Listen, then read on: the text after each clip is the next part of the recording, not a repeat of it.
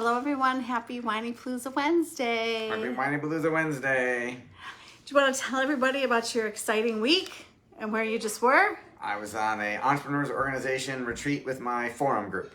And did you have a good time? I did have a good time and I learned a lot. And it would have been even better if the weather here in Buffalo, New York had cooperated because it was a beautiful lake house. It was a beautiful lake house, but it was cold and wet and rainy and windy. Yeah, what the heck, Buffalo? I walked my dog in the rain today. Let's go. April showers bring May flowers. I am so tired of April. It's time for May. Next week. How many more days till May? Next week. So, we have a very exciting topic this week. We do indeed. So, one of the things that we are going to bring to you every so often is a guest writer who happens to be our daughter, Ella. Yep. And Ella loves to write like her parents do. Yes. She definitely got the writing gene. And she decided to write the blog this week. And it is called What Parents Should Know. No. Yep. What Parents Should Know About High Schoolers. From the perspective of a high schooler. From the perspective of a freshman in high school, our daughter. And she wrote it and she sent it to us and I was blown away. And I said, do I have permission to use this as my blog this week? And I added my response. So if you go to whinypaluza.com, you will read the full blog from Ella and you will read my responses to her. And I am so impressed. She did a fantastic job. What do you think? Yeah, she's very insightful. I feel like I learned stuff. Yeah, I feel like she's an old soul. She's just so wise. The things that come out of her mouth, just brilliant. Yes. She sounds like, as she tells us over and over again, that high schoolers are young adults. She sounds like an adult. She does. So let's jump into Ella's advice to parents. Yes. And let's see if you agree. Let's see if we agree. And let's start with one of her amazing lessons that high schoolers want our empathy, not our sympathy. What did you think of that? I thought that was very interesting. Do you want to clarify the difference? Empathy is putting yourself in someone else's shoes and understanding where they're coming from. And I have had the pleasure of giving her examples of why I understand from being a teenager and being in high school. And sympathy is just feeling bad for somebody. Yes. So, oh, Ella, I'm so sorry. I feel so bad for you. That's sympathy. Empathy is, I understand where you're coming from. This is why I understand. This is how I understand. Did I explain that well? You did. Thank you for clarifying. Okay, does that help you? It does. I wanted to make sure that we were on the same page. So, what do you think about Ella's advice? I think it is very helpful because there have been times I have been guilty of the sympathy part when that isn't what she needed. I think that I don't realize that I give her sympathy when she's looking for empathy. Yep, and I haven't done enough putting myself in her shoes and helping her feel understood and helping her know why I understand. Well, and we're going to talk about secrets next, but she was feeling something the other night and didn't want to talk about it.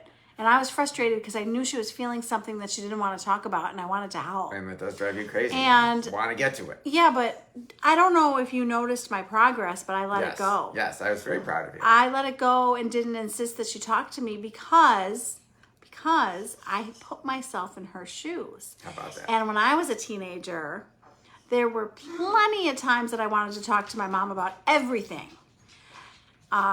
There were some times I did not want to talk to her. Right. I wasn't feeling up for it. I wasn't in the mood. Didn't want to share. I didn't want to share. I didn't want her perspective. And all of that is okay. And so I went back to teenage Rebecca and I was able to back off and leave her alone and let her process by herself. Yes, I was impressed by that because I bit my tongue and didn't say leave her alone.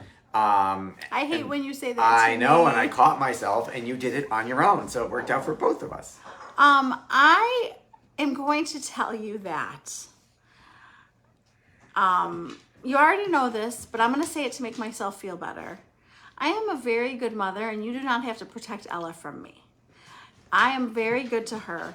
Yes, you are. And I take good care of her. You do. And she can stick up for herself. True. I think there are times that she wants you to be happy, so she might give you what she wants, even though she doesn't want to. Okay. That's a whole nother topic. Yes, it is. Let's not get off topic. Let's Okay. go to Ella's. Focus. Let's go to Next Ella's lesson. second lesson. Second lesson.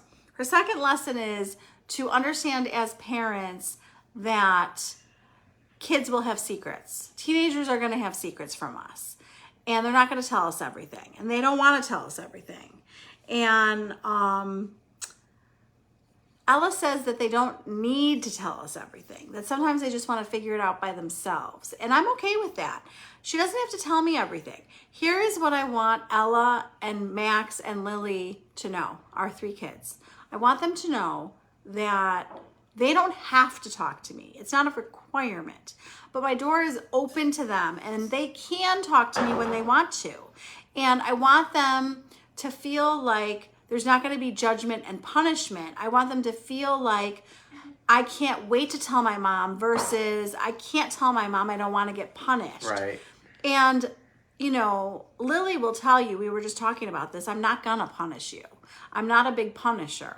I have the relationship with our kids that me being disappointed or upset with them is punishment.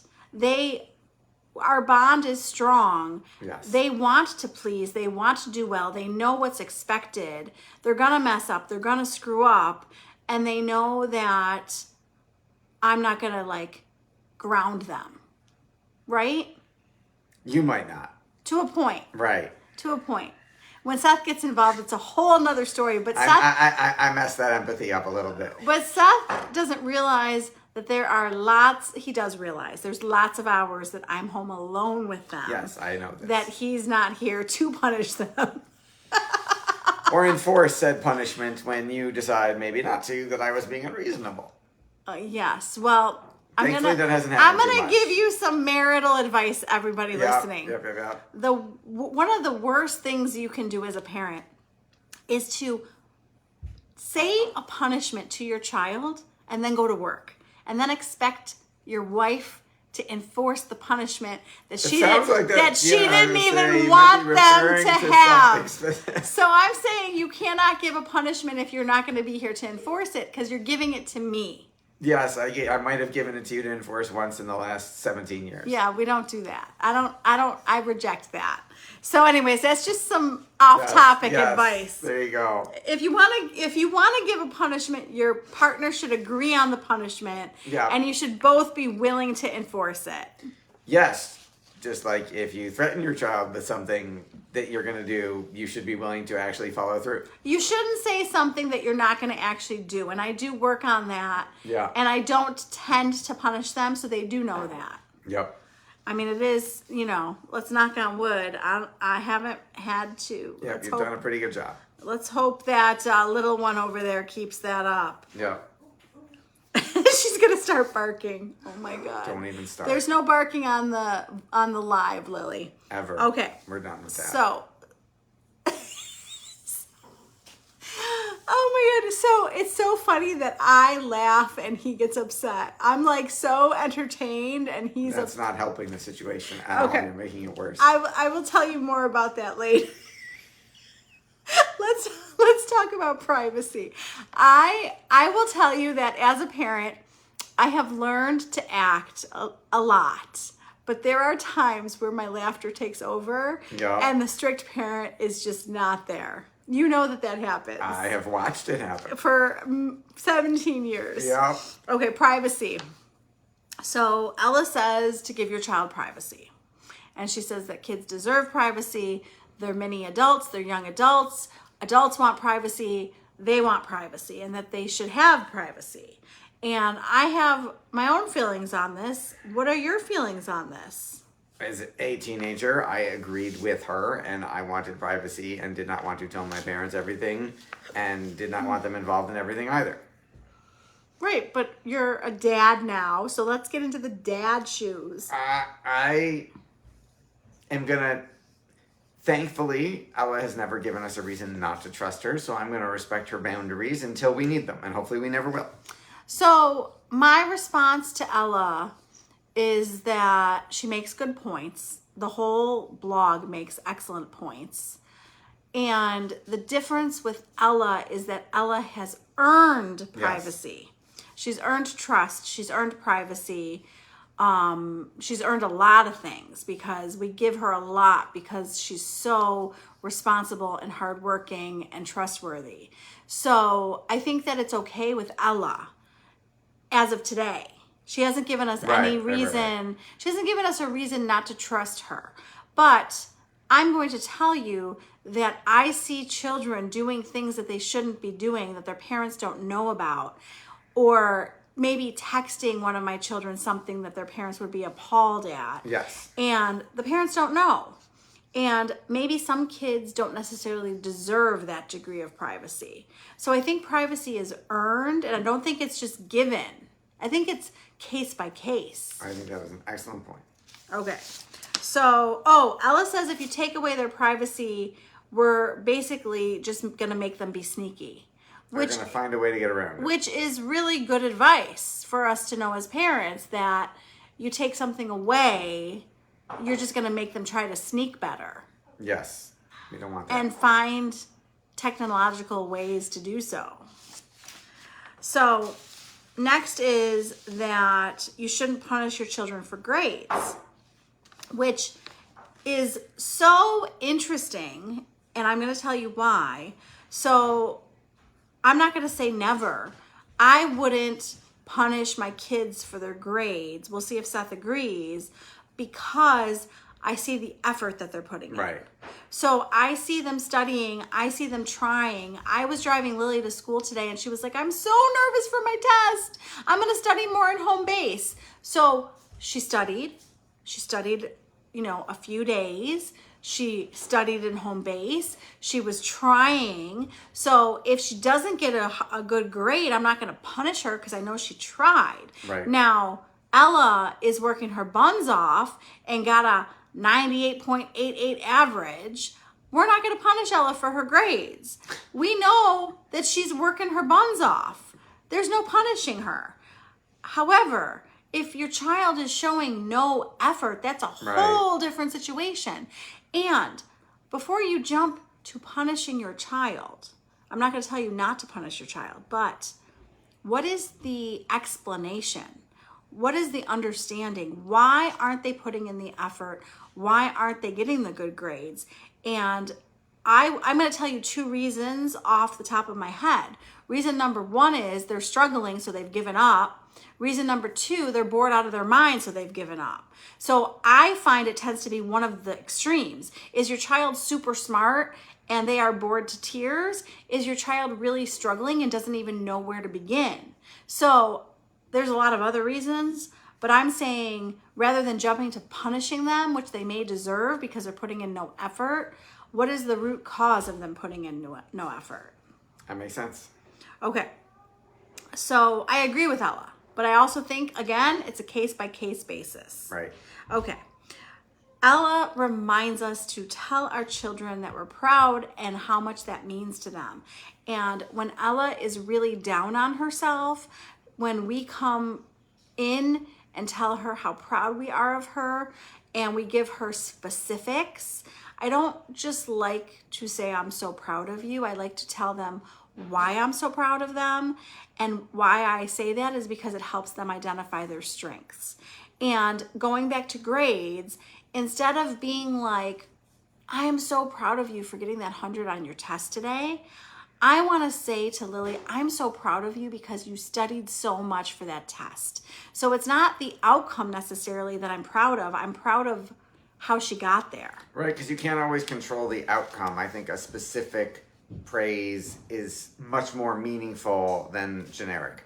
And what I was explaining to her in the car the other day is that I'm like, between you and I, nobody gives a crap about your 6th grade grades. But the reason why I care is because you're developing habits for the future. Right. So I'm like, nobody's going to look at your 6th grade grades. but you're setting yourself up for success in high school when they are going to be looking at your grades. So she's learning the study habits now that will take her far. Exactly. Yes, you agree. I do. Ella says to let them make their own mistakes. And this lesson keeps coming up for me.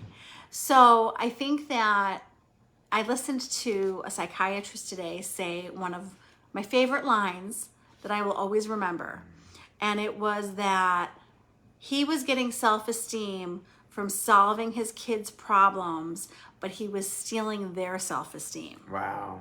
And I was like, oh my God, that is like so profound. We don't want to get rewarded from helping our kids with their problems. We want to get rewarded from pausing and stepping back and letting them handle it, because that's good parenting. And you can say, good job, me. And because you're setting your kids up to solve their own problems and gain their own confidence and learn how to do that. And if they're stumbling, it's okay. If they don't know where to begin, it's okay. I was telling Seth today that what we can do in that situation is ask them questions to help guide them versus just giving them the answers. Yes, if you can help them arrive to it on their own, it goes much better. I mean, I'm so impressed with her. Is there anything that she said that you didn't agree with? No, I think she's spot on. Is there anything that she said that stuck out to you like, oh, I'm going to remember that when I'm parenting? I think it's all of it. I think that there The wasn't whole thing? Yeah, I don't think there's nothing on there I disagree with. You know what? There is an answer to that question. The empathy over sympathy is something that I think I need to focus on. That was the most helpful to me. That's what I was going to say. How about that? Because I can tell you that I'm giving too much sympathy and not enough empathy. Right. So our kids want to be understood. That's the lesson there.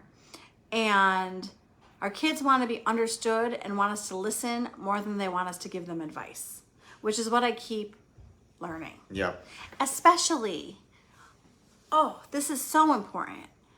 My 11-year-old versus my 17-year-old is like humongous. The 17-year-old has already solved his problem and told me how he did it before I can do anything. The 11-year-old is like, I don't know what the hell to do in this situation. Right? Yeah. I mean, it's a huge difference, but she's learning. And she'll come home and she'll be like, so this was the situation and this is what I did. And I'm like, Lily. No, but she's learning. She's getting some of it right. She's getting some of it wrong. And she's going to keep learning. Yep. And the 15-year-old is in the middle. Right. Right? Yes. So I'm super impressed with Ella. Yep. I'm looking forward to more blogs from Ella. Yep. It is going to be summertime soon, and she is going to have more time to write for us. So that is super exciting. And one of her jobs is going to be writing for your company. It is. Right? Yep. And my platform will be one of her assignments. Yes, it will. And I appreciate her help because I think this was really helpful for parents to hear. For sure. So thank you, Ella. I know she's wandering around somewhere. Yeah. I loved it. I was impressed. She's so insightful. She's so helpful. And I appreciate her honesty. Like she's not the type of kid who's going to be like, Mom, you're perfect. Don't change. She's going to be like, Mom, I love you so much. You're so wonderful. And can you cut out the sympathy? I don't like it. It doesn't work for me. Yeah. Like she's going to tell us what's not working for her. Very helpful. And I'm learning to give her more space, as you saw the other night. I did. I was impressed. You didn't tell me you were impressed. Got distracted. Okay. Sorry about that. Well, I like to hear when you notice me doing things right, because you definitely tell me if I do it wrong. No, I'm kidding. I'm kidding. My goodness. He gives me a lot of praise. Thank you. I'm totally exaggerating. He's wonderful. He gives me lots of praise. This is true. I do. Yes, you do. And you make me feel very loved and appreciated. Thank you. I'm glad you hear that. Yes. So, this Friday, I have Berzabe Ray. And I can't believe I just said her name right, because I want to say Bursa Beth, which is how she spells it. But you are going to love this woman. I was so freaking impressed with her. I cannot believe what her and her family has been through. You're going to hear it. And you're going to hear about resilience, which is one of the most important qualities that we can teach our children. So hopefully you learned something from her. Hopefully you love her as much as I did. I do. I loved talking to her. And I think my producer told me it was one of her most favorite interviews that I've done. Oh, wow. So I can't wait to hear it. I hope that you enjoy it. And come find the Whinypaluza Mom group on Facebook. We're going to start the May challenge on May 1st. And just doing lots of supportive, uplifting content. And you can talk about what you're succeeding with in parenting and marriage, what your challenges are. And there's lots of people there to help you. And the Whinypaluza newsletter is going strong. You can find everything at whinypaluza.com. And anything else I'm missing? You got it all. Like, So, share, subscribe. I'm really bad at saying that. So, no, I'm really good at saying There you that. go. I gotta put it out to the universe. So I appreciate when you comment. I love hearing your comments. I love hearing what you think. I love hearing your topic requests. And I love when you share these with a friend. It means a lot to me. And it helps us help more people, which is the goal. So thank you so much, everyone, and have a fantastic week. Happy Whinypaluza Wednesday.